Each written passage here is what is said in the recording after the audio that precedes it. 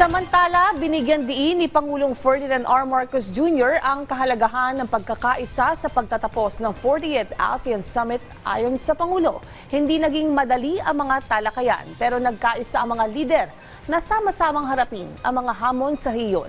May report si Kenneth Pasyente. Malinaw ang mensahe ni Pangulong Ferdinand R. Marcos Jr. sa pagtatapos ng 48th ASEAN Summit and related meetings sa Cebu. Kailangan ng pagkakaisa ng mga bansa sa rehiyon. Sa kanyang mensahe sa gala dinner sa harap ng mga ASEAN leader, bagaman sinabi niya na hindi naging madali ang mga pagtalakay sa nagdaang mga pulong, kailangan anya itong harapin at pag-usapan. Across our sessions, we examined thoroughly issues on energy security, food resilience, the safety of our nationals, and the broader pressures created by an increasingly uncertain geopolitical environment.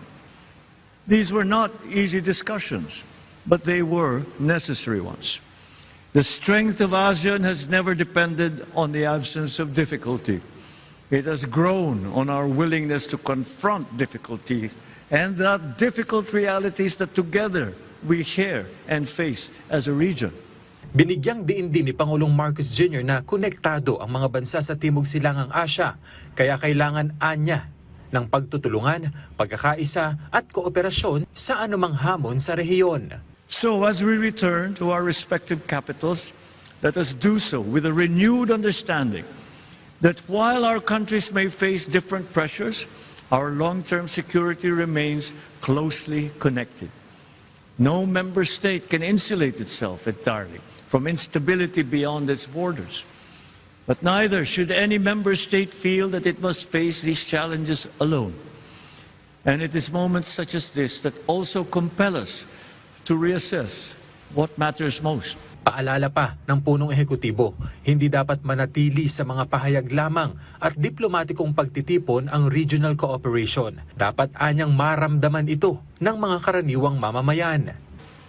If there is one lesson the recent weeks have reinforced, it is that regional cooperation must ultimately serve people in practical ways.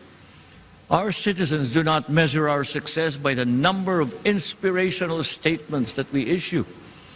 They measure it by whether their communities are more secure, whether their livelihoods are protected, and whether their children can face the future with confidence. Sa pagtatapos ng summit, ipinahayag din ng presidente ang pag-asang muling makaharap ng Pilipinas ang mga lider ng ASEAN sa mga susunod pang pagpupulong.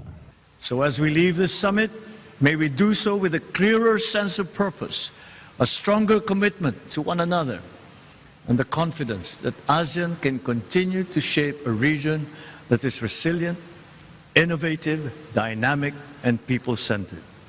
Kenneth Pasyente, para sa Pambansang TV, sa Bagong Pilipinas.